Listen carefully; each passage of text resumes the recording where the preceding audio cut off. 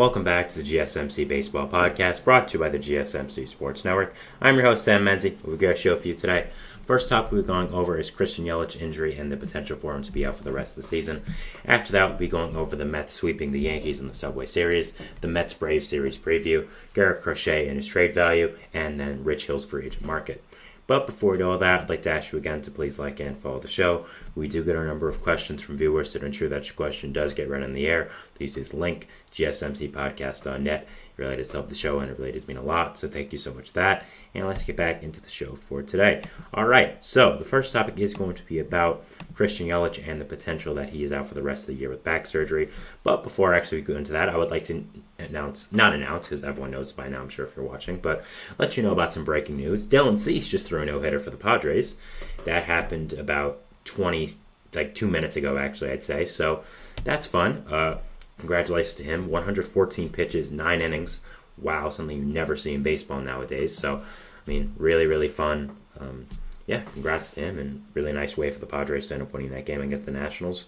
They have a really nice, young, exciting offense there in Washington. So to be able to no-hit them, I don't really think is an easy task. So props to Dylan Cease, and good job for the Padres to be able to throw that no-hitter. Again, really just did happen. I was wondering if it would. I wasn't sure if they were going to let him stay in the whole game, but they did. Threw 114 pitches, something you never see nowadays in baseball. So whenever it happens, it was always a great time. So congratulations to him, and good job. So, going into our first segment now for today, which is going to be talking about Christian Yelich and the potential that he is out for the year, for the season. So let's get into it. Now, Christian Yelich, it was announced I'd say maybe a few days ago that he was going to be on the IL with a back injury, which is something that's been very common for Yelich's career over the past few years. Yelich has consistently been on and off the injured list with back injuries, and it didn't seem like really anything new. But it did come out yesterday from Ken Rosenthal that there was a potential for it to be season-ending and for him to get a back surgery that would, of course, end his year. Now, this would be really unfortunate, as Yelich has really dealt with injuries throughout the past few years, and being an All-Star this year was really his first year in a little while that he felt like himself and played like himself. I mean, you look at the past 2 years, last year was pretty good, but he didn't play that many games, same with the year before. So this is really the first year in, I'd say, a few years where he looked like that MVP-type Yelich. Now, he has missed a good amount of games as well, but he looked to be relatively healthy. And the fact that it was a setback and it's looking like it's a 50-50 chance that he misses the rest of the season is really rough. So what Rosenthal said is that Yelich is either going to have back surgery, which will probably be better in the long term, and get this completely fixed, and that it really won't be a problem going into next year most likely. I mean, he'll probably have to deal with back injuries for the rest of his career. That's kind of how it is, but I think less of a concern going into next year. But he would be out for the rest of the year. No ifs, ands, or buts. Like, there'd be no chance of him coming back for the playoffs. But he could do another thing where he comes back maybe for the playoffs or late in the season, where he just rests his back and tries it to feel better with just rehab and rest, which is also an option. Obviously, that's a little more scary because he could have a setback.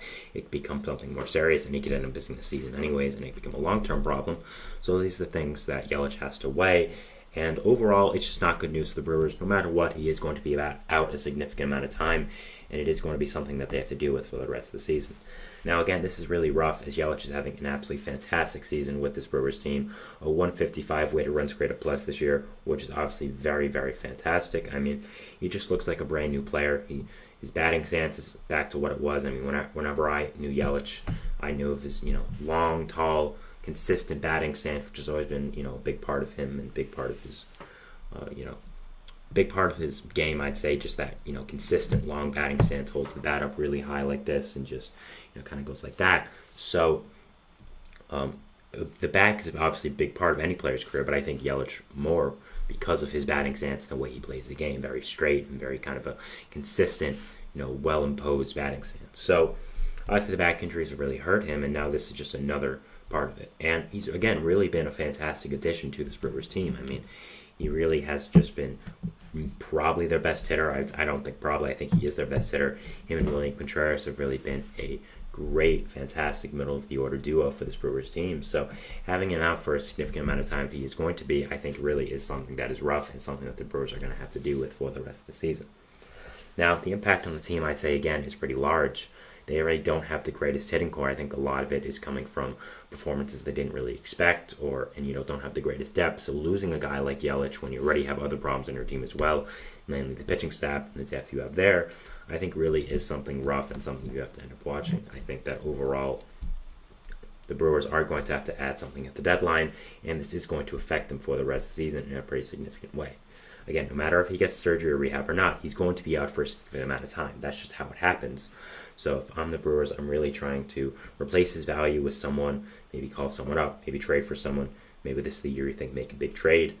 And yeah, I really do think that that's what the Brewers have to do this year. And overall, just have to be able to add someone of Yelich's caliber. It's going to be hard, but just add a good hitting outfielder and try to end up doing that for this year. So I think it's going to be very interesting to watch them for this year and just seeing how they do end up dealing with this. I mean, their offense is good, but Yelich really has been their best player. You have, of course, Willie Adames and Willie Contreras, who've been absolutely fantastic this year. Bryce Terang's been solid. Sal Frelick's been okay. Jackson Cherrio's been okay. Rhys Hoskins has been all right. Joey Ortiz has been really good. So you still do have some other good pieces, but Yelich, in my opinion, has been far and away your best hitter this year, even though he has missed some games. So I think there are some ways that you have to, try to make up for what you're going to lose here, and I think you have to do that at the deadline. If I'm them, I'm trying to get a left-handed hitting outfielder, one that's mainly a power bat, and trying to go get someone for Yelich. I think, first of all, someone that pops in my head immediately is Mike Conforto. Conforto of the Giants, I think, will be potentially be available. I'm not exactly sure what position the Giants are going to go in at the deadline. I don't think they're going to be buyers, but I don't know if they're going to be full-on sellers. But Conforto is a rental piece, so I think that it could be a really good move for this Brewers team. He kind of just seems like a Brewers bat. I don't really know why. He just kind of does. So I think adding Conforto to a lineup like this in Milwaukee would be a really, really good move and will be able to really add a lot of value to this Brewers team. So I think that's someone I really think could fit in well with this Brewers team. And not only just outfield, the Brewers have a lot of stuff they have to figure out at the deadline as well. I think, again, as I mentioned many times, pitching is the problem. They don't have good pitching depth and need to add. I mean, you've had a ton of injuries to your pitching staff this year that have really dismantled them, and you need to add. You, of course, traded Corbin Burnes before the season, and now he's looking like an AL Cy Young favorite. Brandon Woodruff is out for the year, and he's not coming back.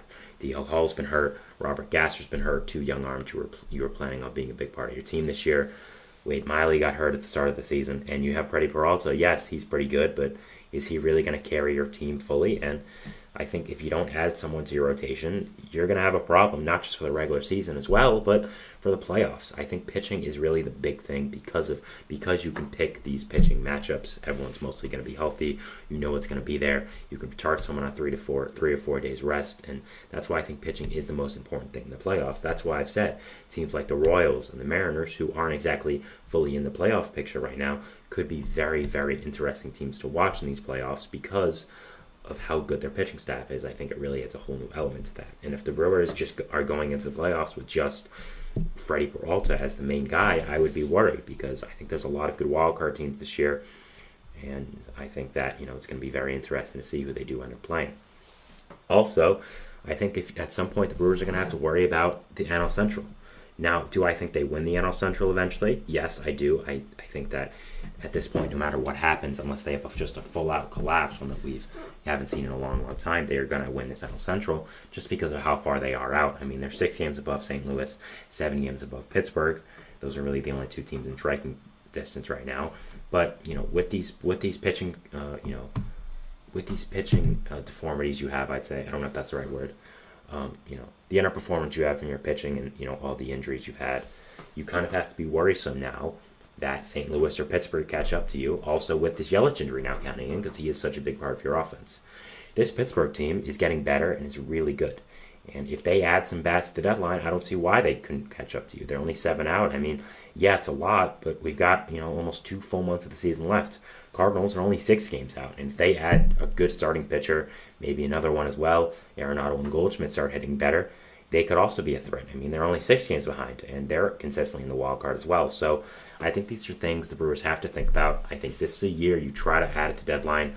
I understand that they want to be worrisome because they're kind of they're really 1 year ahead of schedule. They're planning on being competitive next year, and this year being a bridge year. But there's a lot of good pitchers on this market. I think Eric Fetty makes a lot of sense for you. I think Zach Eflin makes a lot of sense for you, even though his contract is a little big. James Paxton is a free agent as well. I think he would be a really nice fit. I think the Brewers are a team that really likes older veterans who are crafty, don't have the biggest velocity, but know what they're doing. And I think really all three of those guys are fits in that way. They just kind of seem like Brewers pitchers, if you know what I mean. So there's a lot to be interesting to see here with this Brewers team. Who will they add? What will they add? And all that kind of stuff. So yeah, be very interesting to watch the rest of the season. I think now the Yelich injury also throws in a wrench in their plans and makes it seem very interesting to see what is going to end up happening with this Milwaukee team. So yeah, very interested to watch, and we'll be interested to see what overall happens with this Brewers team for the rest of the year. So that is it for our first segment, talking about Christian Yelich's injury and what is going on with this Brewers team. We're moving into our second segment, which is going to be talking about the Mets and their sweep of the Yankees in the Subway Series, not just for these last two games, for the entire season as well, 4-0. So we'll be talking about it, and we'll see you after the break. So thanks, and bye. I feel like I'm losing my mind. Is everybody in the world blind? Please, Lord, give me a sign, a sign. I feel like I'm losing my mind. Is everybody in the world blind? Please, Lord, give me a sign, a sign. I wanna be the greatest. Everybody on the fake shit. I look around and feel like everybody is the fakest. I make this every day and I'm impatient, hoping one day I blow up from the basement. Statement, the top is so vacant. I don't hear shit that I think is amazing. Waiting for my day when I'm playing sold out shows for 1,000 faces. Hey, give me that crown, get in my way and to be put down. It ain't your place, all this my town. If I want that shit, then I'll get it right now. I'm losing it, the noose it fits, some losing shit, a stupid myth. You choose to live or choose to dip, you choose to fight or lose your grip and lose a gift. I feel like I'm losing my mind. Is everybody in the world blind? Please, Lord, give me a sign, a sign. I feel like I'm losing my mind. Is everybody in the world blind? And we're back here on the GSMC Baseball Podcast, bringing you our second segment. But before we do that, I'd like to ask you again to please like and follow the show. We do get a number of questions from viewers to ensure that your question does get read in the air. Please use the link, gsmcpodcast.net. It really does help the show, and it really does mean a lot, so thank you so much for that. And let's get back into the show for today. All right, so our second segment is going to be talking about, of course, the New York Mets and their sweep over the New York Yankees in the Subway Series. Again, I make no secret of it on the show that I am a diehard Mets fan. You can see the Mets jersey right over there, that Hawks jersey as well as the Kodai Senga jersey who plays for the Mets. There's a few other Mets jerseys as well out of frame right now. So I make no secret of that, but I'm going to try to put that aside when I'm talking about this. I'll try to be as objective as possible, but I'll tell you, man, it's really fun being a Mets fan. I haven't felt this way since 2022 when we were really winning, and I don't know, this team is looking fantastic. I mean, you could argue that we've been the best team in NL since June. We've been absolutely fantastic, and we just demolished the Yankees, not just in these two games, but the two before as well in Citi Field, just the overall Subway Series this year. As much as I think the Subway Series and the rivalry, quote-unquote, of the Mets and the Yankees has lost a little bit of the juice in the past few years, it's always fun to beat the Yankees. It just is. They're right across town. Again, I can take the subway to get there, Subway Series. So it's always fun to be able to beat them and kind of get bragging rights over everyone you know is a Yankees fan. Because believe me, I know a lot. I probably know more Yankees fans than Mets fans, but it's always fun for me to be able to, have bragging rights over that, at least for this year. And the Yankees aren't looking too good right now, I'll tell you that. But we'll get more into that for this segment. So, first game was on Tuesday, July 23rd, of course. Opening would start off with a Gleyber Torres home run in the bottom of the second, his ninth of the year, to make it 1-0 Yankees. Jose Quintana was on the mound versus Luis Gil of the Yankees. Top of the fifth, Francisco Lindor would end up tying up this game with a hit by pitch with the bases loaded to tie the game at 1-1 for the Mets. Top of the sixth, Jack McNeil will continue his reign of the second half, continuing his power surge with a 2-run home run to make it 3-1 Mets. And wow, 5 home runs in the second half. Almost hit one yesterday as well, that one sort of robbed. So he's just an absolutely fantastic with this. By the way, I wanted to interrupt this quickly for a little bit of breaking news. It's being reported that Mason Miller will be placed on the injured list today with a fracture of his pinky. So that's nice. I wonder how that'll affect his trade value, but it is apparently from punching a wall after a win. I don't really know what happened there, but that's something interesting I did want to just make sure I mentioned before I forgot about it. So I wanted to mention that there, but we'll continue with the Mets. Bottom of the sixth, Alex Verdugo would get a run back on the board for the Yankees, making it 3-2, hitting an RBI double, and now is where the fun would start. So it is 3-2 Mets going into the ninth. The Yankees did not score, and we are now going into the ninth. And the Mets have nobody really available outside of that bullpen. Edwin Diaz pitched a lot of pitches versus the Marlins for the last few series, and they had to put in Jake Diekman to close the game. Now, if you don't know about Jake Diekman this year, he's been one of the worst relief pitchers in all of baseball. As a Mets fan, I loathe every single time he comes close to the mound, so having him in the ninth inning where Juan Soto and Aaron Judge were likely to come up was really not fun. So, to be fair to him, he started off the game with a fly out of Trent Grisham. 1 out. Then, Juan Soto would walk. So now, there's 1 out, the Mets only up by 1, Aaron Judge at the plate, with Juan Soto on first. Judge is the winning run. Judge can end up walking off this game with one swing of the bat. He crushes lefties, obviously. I mean, he crushes everyone, but of course he crushes lefties more. He's a righty. And Diekman versus Judge, the guy with an 80 ERA versus Aaron Judge, the modern-day Barry Bonds, who had been walked 4 times in this game before this. That's how good he is. And Diekman would end up striking him out, and Judge would look at the final strike, which was clearly a strike, by the way, no argument as well. I mean, I was sweating the entire at-bat. I'm sure every Mets fan was. And then Ben Rice would end up grounding out, and the Mets would win this game 3-2. Just an awful, embarrassing loss by the Yankees team to be able to lose from Jake Diekman closing out the game was really embarrassing, and they got the first game, so props to them. Second game, yesterday, would not even be a contest whatsoever. Bottom of the first, Gleyber Torres would lead off with a home run, his 10th of the year, 2 in 2 games, making it 1-0 Yankees. Top of the third, Tyrone Taylor would end up tying it up with his 6th home run of the year, making it 1-1. A Juan Soto home run would make it 2-1. And then the rain would start for the Mets. Top of the fourth, Pete Alonso would hit his 20th home run of the year to make it 3-2. Francisco Lindor with his 20th home run of the year, a 2020 season already. MVP candidate, I'm telling you, 5-2 Mets. A Tyrone Taylor single would make it 6-2. A Mark Vientos home run would make it 7-2. And then a bunch of other things would happen, including Francisco Lindor's 2nd home run of the game, making it 11-2 Mets, and they would end up winning the game 12-3. Lindor has owned the Yankees throughout his career now. I think he has 12 home runs throughout his career. Of course, it's that big grand slam in the playoffs as well, a long time ago back when he was with the then Indians. So overall, just an absolutely fantastic game for the Mets. Being able to blow out this Yankees team was incredibly impressive, and I got to talk about it. The Yankees are really struggling. I believe they're 11-22 in their last 33 games, something like that. Just, they're really not looking good right now, and if I'm them, to be honest, I'm starting to panic. I think before it was a lot of, they're just going through their cold stretch. They've been so good all year. They were bound to be this bad eventually, but no, this is something that you really have to wonder about right now, and you have to wonder, how good is the Yankees team really? I know Luis Severino got a lot of flack for saying that the Yankees only have 2 good hitters, but let me tell you, he was right then and he's right now. I don't understand at this point, and I'll be completely serious, why anyone pitches to Juan Soto or Aaron Judge. If I'm a pitcher on the mound, and I get 2 outs to start off the game, I'm walking Soto, I'm walking Judge, I'm facing whoever is after. I'll let them beat me. If they beat me, go ahead. I'm fine with that. But you just cannot throw to Judge and Soto at this point. They're so good, and nobody else is. The Yankees have to add protection between these guys because, again, the Mets walked Judge 4 times. The only reason they didn't walk Soto was because they had a lefty on the mound for a majority of the game and then put in the lefty throughout the bullpen. There's no point in pitching to these guys when you have guys who are not major league hitters after them. Austin Wells is not having a good season. You got Jahmai Jones leading off. Seriously? J.D. Davis hitting 4th in your lineup. In 2024, is that seriously you want to go with? So the Yankees need to add protection around this lineup, and I'm starting to worry if I'm them if I don't add at the deadline. There's a lot of players you can get, and I'll talk about it. I think Jazz Chisholm is a perfect fit for this Yankees team. I know there's a report coming out that the Yankees don't really like his personality and are worried about his fit in the clubhouse, but let's be candidly here. Let's just all say it.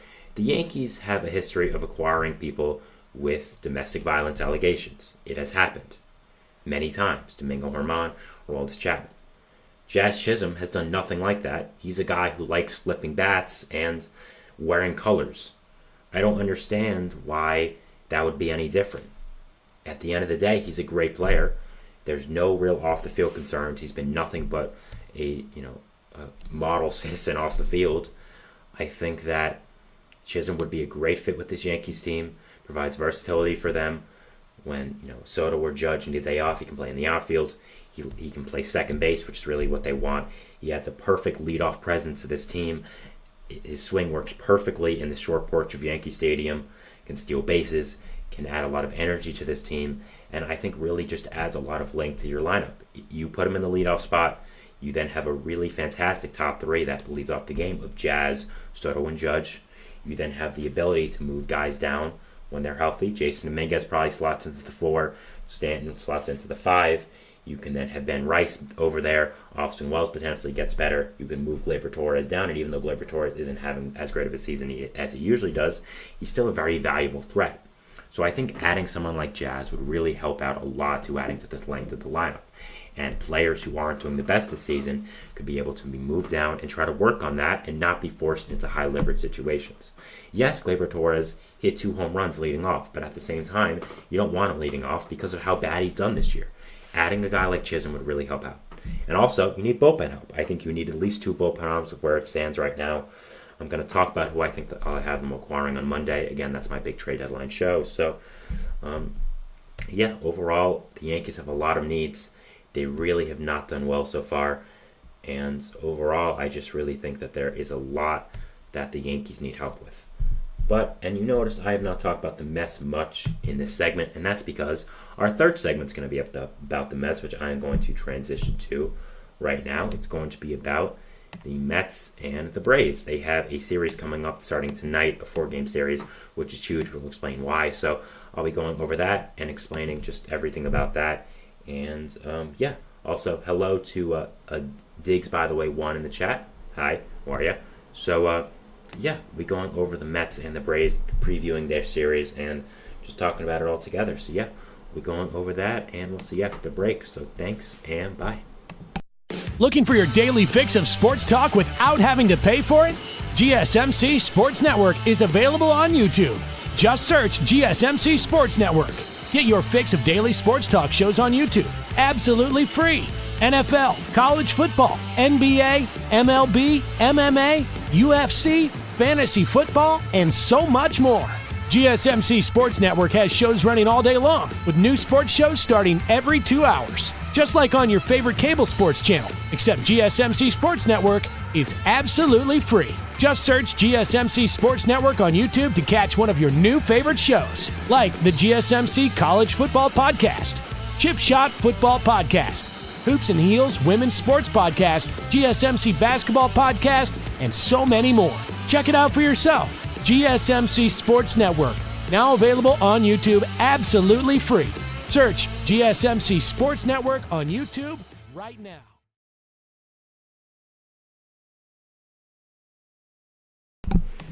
And we're back here on the GSMC Baseball Podcast, bringing you our third segment, which is going to be talking about the Mets and their series against the Braves.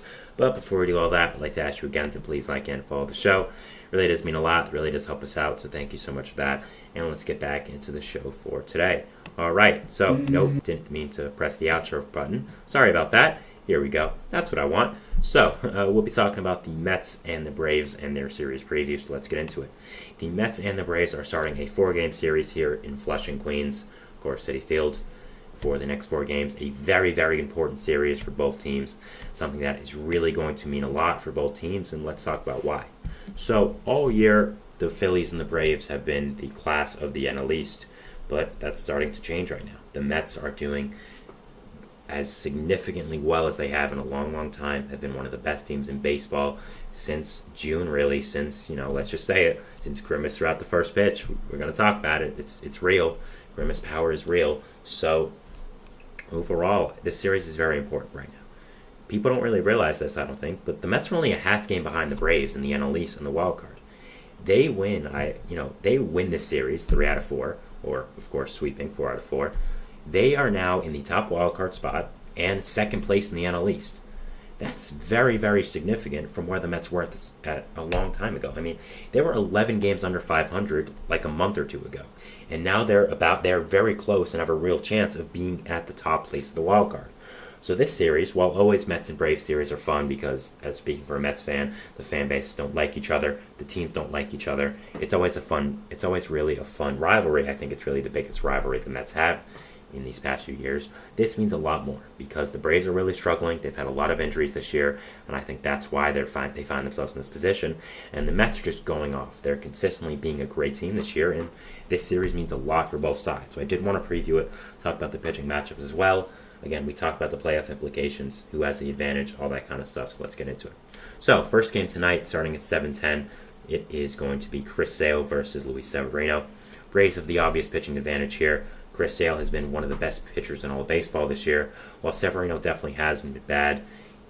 I think that Sale just is a great pitcher, and the Mets haven't been as great at hitting lefties this year. Now, they do have Jose Iglesias in the 2-hole today, which is very interesting. He's been a monster hitting lefties, so I think that should really help out. But overall, it will be very interesting to see if the Mets can end up hitting Chris Sale. And yeah, I think this is a relatively even matchup, but I do think the Braves have the advantage just because of how good Chris Sale is. Moving on to Friday, it is going to be Charlie Morton versus Kodai Senga making a season debut for the New York Mets. Now, overall, I think this is pretty even. I don't think Charlie Morton's that good, to be perfectly honest. I understand he has solid stats, but it's close to a 4 ERA, and he's just getting older. And I believe this will be his last year in the MLB. And the thing is, Senga's a great pitcher, obviously, but he's making a season debut. So how good is he really going to be? How consistent is he going to be with those pitches? How long are the Mets going to let him go for? So all these are kind of questions. So I think relatively both have a lot of questions going into this matchup. And I think that it's relatively even because of that. On Saturday, we have Spencer Schwellenbach versus a TBD pitcher for the Mets. We're not exactly sure who they are going to end up pitching here. I believe this is because of Christian Scott going on the injured list. I think it'll probably be Tyler McGill. If it is that, I think it's relatively even. I don't think Schwellenbach is that good. I don't think McGill's that good. So I think it's kind of just going to be an offensive showdown there on Saturday. Sunday, we have Reynaldo Lopez versus David Peterson. Of course, the Braves have the advantage here. Reynaldo Lopez has been one of the best pitchers in all of baseball, surprisingly. And while David Peterson isn't bad, he has certainly not been one of the best pitchers in all of baseball. So I'd say the Braves have the obvious advantage here. Now, I will say I do expect Reynaldo Lopez and also Chris Sale, since we talked about him before, to eventually regress at some point. I think both are very solid pitchers. I think both have proven that. But at the same time, I don't expect either of them to be this good for the rest of the year. I don't think that either is going to continue with how well they've done. It just doesn't make a lot of sense to me because they have done as fantastic as they have. So I do expect at some point that they are going to have a stretch of some bad starts. Maybe that starts with this now facing this really good Mets offense. So it's going to be very interesting to see that. But overall, I am very interested to see what is going to be happening with this game and just overall with the series. Again, there's a ton of playoff implications with this. Both teams are really fighting out for the wild card right now, and both teams have some issues that they have to work on towards the deadline. And really overall, this can be a very, very interesting series. Both are on different trajectories. The Braves have really started to stumble these past few weeks. I think the injuries bugs have really started to catch up with them. Of course, not just Acuna and Strider, but Max Fried's also on the injured list, out for a little bit. Ozzie Albies going to be out for a significant amount of time. So it's going to be very interesting to watch this series. And I think right now, even with the pitching matchups, the Mets have the advantage. They have just done so consistently well these past few months, are on a high now of beating the Yankees as well as they did. I mean, 12-3 was just a slaughter last night. So they're really on a high. They're coming back home, so I'm sure it'll be a ruckus crowd in Citi Field. Not just today, but tomorrow as well, a Friday night, wearing the black jerseys. Kodai Senga's season debut. Man, it's going to be electric in there. And yeah, just overall, I think that this is going to be a really, really interesting series to watch. It's going to be something that really is going to be very, very interesting to see. And overall, I am very excited to be able to watch the series, and there's a lot going into it. And I think, again, this series means a lot for each team. If the Mets end up beating this Braves team in, let's say, 3 out of 4 games, they solidify themselves as a true playoff contender. Not just one that is on the brink of it, but a real legitimate one, because they'll probably be the top wildcard seed at that point. And I think if they do end up winning this series, the Mets front office, David Stearns and company, have to go up there and say, how good is this team? Are we going to go all in at this point? Have they made that a possibility? I think so. I think really what we talked about is the Mets adding some nice bullpen arms, but no one that significant. But if this happens, will they add, what bullpen arms will they add? Will they go all in on a guy like Tanner Scott? Will they start adding offensive pieces, which I do think they could use another outfielder? I think Mike Conforto will be a really fun addition to this Mets team, bringing him back to Queens. He's also a left-handed power outfitter, which they definitely need to solidify that outfield position. With Starling Marte being on and off the injured list this year, Tyrone Taylor not really being the greatest with the bat, even though he did have a good game yesterday. So I think that this could really mean a lot for them and their deadline hopes as well.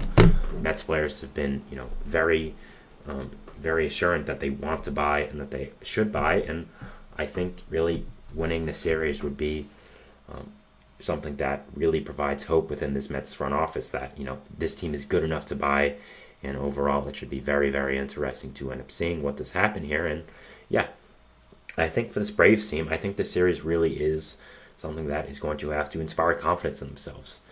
They really have not done great these past few weeks. I'm sure the clubhouse isn't the greatest right now with all the injuries they've had.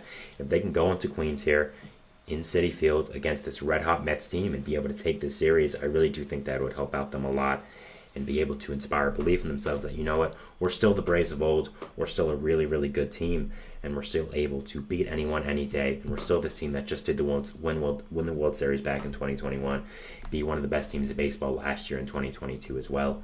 And I think really for them, the series is about inspiring confidence again. And I think it's for both as well. For the Braves to show people that they are, as good as they were, as we thought they would be, even with all the injuries that have happened. And the Mets to show everyone, we're a legit team. We can battle with anyone in this league. We've done it with the Yankees. We're now going to do it with the Braves. And I think that there's a lot going into this year, for the series as well. So I am very excited to watch the series, not just as a Mets fan, of course, but as a baseball fan as well. I mean, am I going to root for the Mets? Yeah, obviously. But as a baseball fan, I am very, very excited to be able to see this series and just be able to watch what is going to happen overall with these games and see how the Mets do end up performing. I think that there is a lot riding on this series for both teams, and I'm really, really excited to end up seeing what is going to happen with them, and overall, just how good this Mets team is going to end up being. So, and do the Braves inspire confidence in themselves to continue to be good? So that is it for my third segment here, talking about the Mets and the Braves and our series preview, going over that. We're moving into our fourth segment, which is going to be talking about Garrett Crochet and the recent news about his demands of any team that trades for him. If you don't know what I'm talking about, we'll talk about it after this. So yeah, we go into the break, and we'll see you then. So thanks, and bye.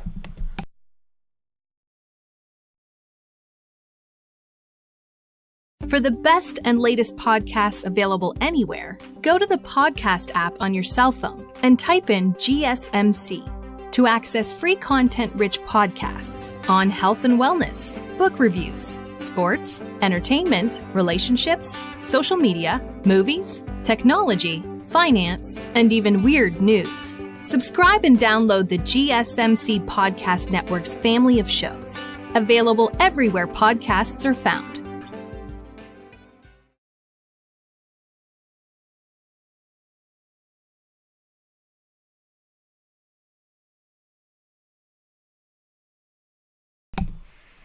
And we're back here on the GSMC Baseball Podcast, bringing you our fourth segment, which is going to be talking about Garrett Crochet and his trade value and the recent news that did come out about him, that if you want him in a trade, and some news about that, which I'll be talking about. So, a John Heyman tweet came out today that talks about Garrett Crochet and what he would want from a team trading for him, which I thought was pretty significant and did make a lot of waves within the baseball world, so let's talk about it.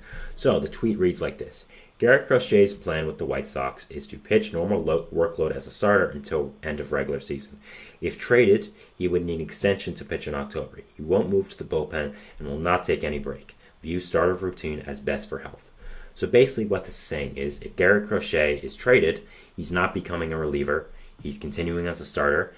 And if you want him to pitch in October, you're going to need to give him an extension.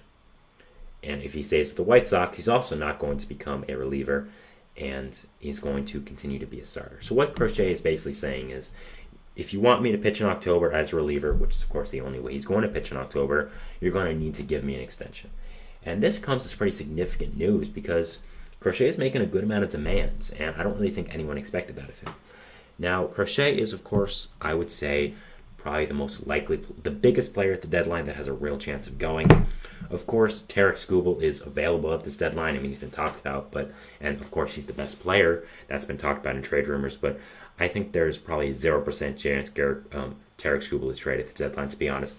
Maybe 10 or maybe 5 or 10, but I don't think it's high, and I don't think he gets traded. I think Crochet has a pretty realistic chance of getting traded, and I was going to predict him to get traded in my Monday segment about all this, but I'll let you know if that has changed after this. But so now I want to first of all say that Garrett Crochet is 100% within his rights to do this, and I see no problem with this whatsoever.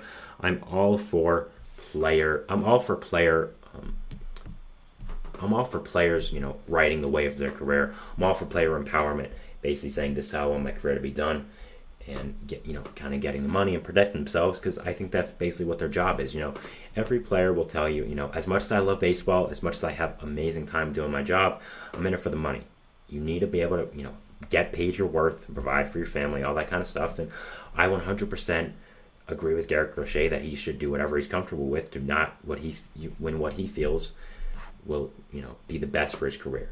So let's give an example of how this would work. So let's say the Orioles trade for him, which I'll be perfectly honest with you guys is who I think has the best chance of landing him. And if I was to predict him to get traded, whenever I make my trade deadline predictions on Monday, I would have the Orioles getting him. That's for a multitude of reasons, but I'll go over that on Monday. What would happen is the two things. One, the Orioles would trade for him, give him no extension. He would be a starter for the rest of the season and then not pitch at all in October. Or there's option two, where the Orioles would trade for him, give him a long-term extension immediately, which I assume would be worked out within a trade. And then basically Crochet would say, do whatever you want with me. I don't care. I have my money. I trust you guys. So that puts a big hole in this, because if you're a team like the Orioles who, wants to acquire him, has been very much within the right, very much in the rumors of acquiring him, you're not exactly sold on Crochet's value. I'm not sure if you want to give a guy like this, who you have question marks about his long-term availability as a starter. You have question marks about his injury risk because he already had Tommy John once. His wind-up puts a lot of stress in his arm, in my opinion. I think he's going to get Tommy John surgery at some point within his career, whether that's sooner or later. I don't know if you're comfortable enough giving him a long-term extension like he wants. And if you don't, he's saying, I will not pitch in October for you, which becomes a bigger question now, because if he's not pitching in October, why would you trade for him if you're a team like the Orioles, like the Dodgers, who, of course, is trying to win a World Series, obviously. So, overall, it, I think, complicates a lot of what Crochet wants out of a trade. And, again, I see no problem with this. I am all for player empowerment, but I don't know if a team's going to trade for him now, because this is a lot of, things that you're asking for, and it's in the middle of the season as well. It's not like you're trading for him in the offseason. You can sit down, try to get an extension. You can work through these disagreements as well. No, it's the middle of the season. You trade for him. You want him there you want him there the next day. You want him to pitch whenever he can, and you want him to gear up for the playoffs. You don't have time to really work out a long-term big extension like this that is really going to affect the future of your team as well. So I think that there's a lot riding on this, and I think that, to be honest, it complicates his trade value a lot, and I'm not exactly sure that he is going to be traded at this point. He's basically saying, I like being a starter. I think being a starter and continuing with this workload is best for me. And you're going to have to extend me and give me my money up front now to change my mind. So I think a lot goes into this, and I don't know if he gets traded now. Before, I thought it was 80-20 that he would get traded. Right now, I'd say it's probably 50-50, maybe even 40-60. 40 that he does get traded, 60 that he doesn't. So I think that overall, there's a lot of question marks here about Crochet and his future and what is going to happen with him. And I think really it does affect his value. Now, overall, I think really, to uncomplicate these things, I think the White Sox could just end up holding on to Crochet. They could say, you know what, as much as we do think trading you is in our best interest because of how good you are and because we don't really see a long-term piece of you because of where our franchise is, we still don't want to trade you just to trade you. We want to be able to get the most value out of you, be able to have a bidding war, be able to get, a lot out of this asset we have, because Crochet has become one of the best young starting pitchers in all of baseball and can really help out a young team. And I think that it might be what the White Sox say now. They might say, you know what, forget about this. We're not dealing with all this. We'll trade him in the offseason. And if you trade him in the offseason, you're going to have a lot more suitors than you would at the deadline, because teams who only are going to win teams who only believe they're going to win a World Series are going to want to add Crochet. I think right now, really the only serious suitors for him are the Orioles and the Dodgers. I know it's been talked about that the Phillies want to add more starting pitching, but sorry, I just don't see that. So I think really it's the Orioles and the Dodgers as big-time people for this, for Garrett Crochet. So I think that overall, I think the White Sox could wait, and if they do wait in the offseason, they're going to have a lot more suitors. I mean, really, I think every single team would look to get a young starter like Crochet, who has 2 full years of control left, and you also now have the full offseason to work on a contract, be able to get him within your organization, figure out how you want to use him, because he is such a unique player with a unique skill set because of his background going from a reliever to a starter. I mean, a lot of teams could use him in the offseason. I mean, first of all, the Phillies could, go back and say, hey, we do want him. We want to create the greatest rotation in baseball history. Why not? The Braves would want him. I think they need a controllable starting pitcher, especially with the likelihood that Max Fried is going to depart in free agency. The Mets could even say, hey, we want another ace behind Kodai Senga and trade some of their prospect capital. The Nationals were a team that Ken Rosenthal specifically mentioned in his article. That, I think, makes a lot of sense as well. The Nationals are going to try to be competitive next year and could add a great young starting pitcher like Crochet within this rotation that I think would make a ton of sense, adding a young star to be able to build around and kind of inspire hope with this fan base. The Brewers, I don't know if they have the prospect value for it, but they could try to put together a package. The Cardinals need a young starting pitcher. The Pirates could make, again, the best rotation in all of baseball adding him. Why not? The Reds would want to add a young starting pitcher. The Cubs, another team that Ken mentioned as a potential suitor for Garrett Crochet if he gets moved in the offseason. The Dodgers, again, same thing. Padres have been mentioned a lot. Could use the whole offseason to get a package together. I mean, we've seen a ton of offseason moves by the Padres that I think would fit right into AJ Preller's usual MO. Diamondbacks, if they're worried about Jordan Montgomery leaving, they could add Crochet. The Giants wanting to add more to this young core. The Orioles, of course. The Yankees, of course. The Red Sox. The Rays, the Blue Jays, the Guardians, the Twins. Like, there's so many teams, the Astros as well, that could use Garrett Crochet and would be in on him if he gets traded in the offseason. So I think that the White Sox have a lot of thinking to do, have a lot to think about with Crochet's value, and be able to, wonder where they want to trade him, how they want to go about this in the future. And I think that there is a lot of question marks about Crochet, what will happen with the future, and how the White Sox do approach this decision. So that is my 4th segment here, talking about Garrett Crochet and his trade value with the recent news of the extension, relief pitching, all that kind of stuff. Moving into our 5th segment, which is going to be talking about Rich Hill and his value on the free agent market. So going over that for our 5th and final segment, and we'll see you after the 4th and final break. So thanks and bye.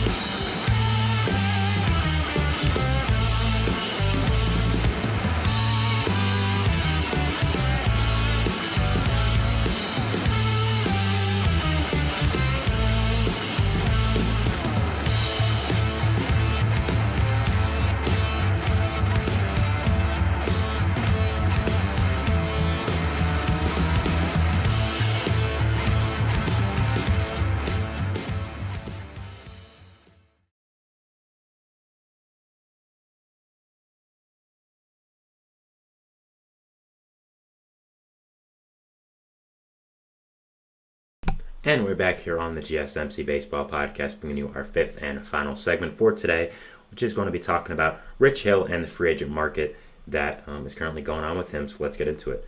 Now, Rich Hill, I feel like, has been someone that really has been kind of forgotten about with this MLB season for good reason. I mean, it's not really a huge story, but it is something I wanted to talk about, and I thought made a good fifth segment, just going over what could potentially happen with him. Now, Rich Hill, of course, is one of the most legendary baseball players ever, not because of his performance, but because of how many teams he's played for. I mean, he's been a guy that's been all around the league, been through the Independent League, the KBO, NPB, and all over Major League Baseball as well. Has had a crazy MLB career and had a pretty okay season last year for the Pirates and the Padres. Added 2 teams to his ongoing list of MLB teams that he's played for, and now said at the start of the year as well that he would not be signing with the team and would be waiting for a team to add him at the middle point of the season if they needed pitching depth, and that's what's happening now. Of course, he's 44 years old, just turned 44, and is looking to go to a championship contending team that needs veteran pitching depth. I think that as much as Rich Hill isn't the greatest pitcher, he provides a valuable skill set, which is just a veteran innings eater pitching depth guy that provides a lot of value here. Now, currently with Rich Hill, he has played for the Red Sox, Dodgers, Cubs, Twins, Mets, Rays, Pirates, A's, Padres, Angels. He's played for 13 teams. He played for a lot of teams. So it'll be really just fun for me that he would be able to go to a team that he's never played for before. But I just don't think that's going to happen. But it'll be really cool to be able to play for basically all the teams in the league. I think it would just be something that would be really, really cool. But overall, I think that some teams could use Rich Hill, and I think that overall, as much as he kind of become a meme player, he does provide a good skill set. Again, if you need just a guy to go out there and throw 6 innings of 4 or 5 run ball just to get you over, you're not exactly trying to win a game, you're just trying to get through it because some arm injuries, you want to rest some guys. I really do think that Rich Hill becomes a valuable skill set, and if you want to move him to the bullpen and be a 1 to 2 inning guy, I think he would honestly flourish in that role. I think there are a ton of teams that could use Rich Hill's veteran pitching depth, and I do think that overall he could be a good solid addition to any team here out there that is trying to compete. So I'm going to go over a few teams that I think could have some interest in Rich Hill.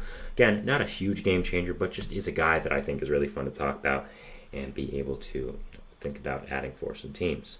First off, I think that the Braves would make a lot of sense for Rich Hill. The Braves have needed veteran pitching depth all year with the Strider injury, which happened a little while ago, with the injury to Max Fried as well. I think that adding Rich Hill would really help out a lot. Also, he's never played for the Braves, so he would then have played for 14 teams, which would be really, really cool, and almost half the league. So I think that would be really sick. So being able to add another team to his repertoire there, so that would be really fun. I think that Rich Hill would just be a welcome addition to this rotation, and they've gotten the most out of middling veterans over these past few years, the Braves have, and I think adding another one would be a really solid addition and would be able to really help them out here. I think that him returning to the Mets would be a good addition. The Mets have had some pitching injuries now, mainly to Christian Scott, and being able to add in Rich Hill to this team, return there in Citi Field, where he didn't pitch that horrible, I think would be a pretty solid addition and would just overall be a fine veteran piece to this Mets rotation. And I don't know, it just feels like a David Stearns kind of player, right? Just feels like a veteran, crafty lefty that will be able to help out this team. Next, I think the Brewers. I don't know why, but I think Rich Hill makes so much sense to the Brewers. Also, I believe he's never played for them. So again, that would add in a really nice piece to this Brewers team, because again, would almost be half the league if he plays for a new team. So that would be really fun. Just my baseball fan wanting him to come out there. I don't know. I just feel like Rich Hill as a veteran lefty who wouldn't cost them much, crafty, doesn't throw the biggest fastball, would just be a very solid addition to this Brewers rotation, this Brewers depth, and I do think that they really need it because of where their pitching is at right now. So I think that adding in Rich Hill would make a lot of sense and would really help out this Brewers team and really make a lot of sense. I think that St. Louis would also make a lot of sense. Again, they just need veteran pitching depth, and being able to add in Rich Hill would really make for a really good addition, and I think it would be very exciting if I was a Cardinals fan. Dodgers were one of the two teams that Pete Abraham, who made the report about Rich Hill getting interest, or one of the two teams that he specifically mentioned in the tweet. We'll be getting to one of the other teams later. That would make a lot of sense for Rich Hill, and I agree. Rich Hill played a few years in Los Angeles with the Dodgers.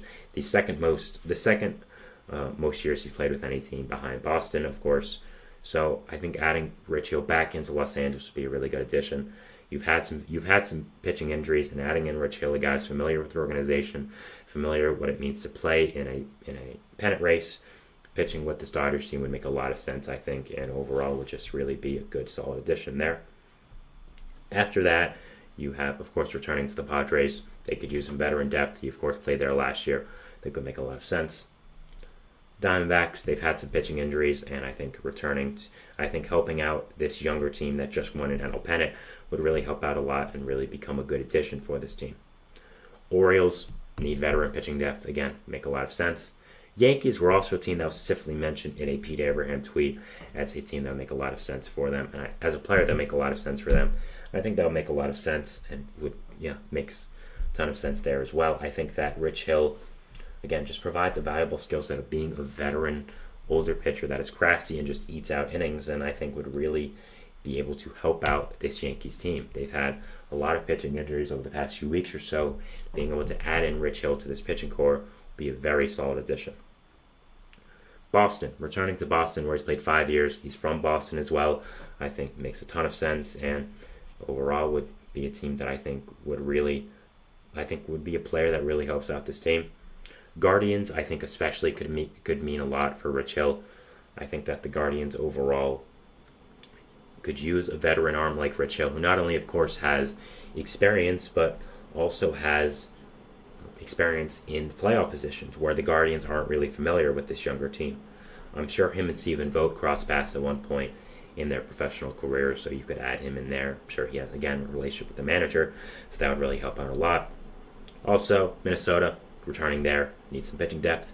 Astros, same thing as well. Apparently they showed interest to him at the trade deadline last year, and I think with all the pitching injuries, they could really help him out. So overall, Rich Hill is just a fun player that adds a lot of depth to a team. He's just a good veteran, crafty pitcher that I think really helps out, and again, is just a very solid addition to any team whatsoever. So if I'm a fan of any team, I'm wanting to get him, and I think that overall he would be a very solid addition to any team, especially a younger team, and really just help out solidify some pitching depth, getting him to pitch some garbage innings for a few games or so, and he's trying to win a ring. So I think that overall, again, it's a very fun thing to talk about Rich Hill always at this time of year. Somehow Rich Hill has never won a World Series. It's kind of crazy to me, but I'm hoping you can get him one now. So yeah, that is it for my show today, guys, and is it for my fifth and final segment.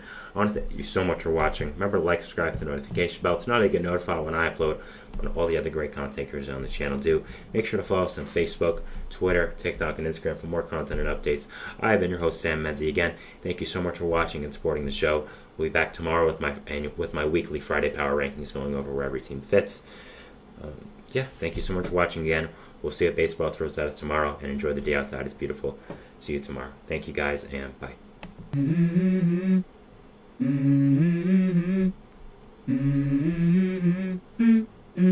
Let's go.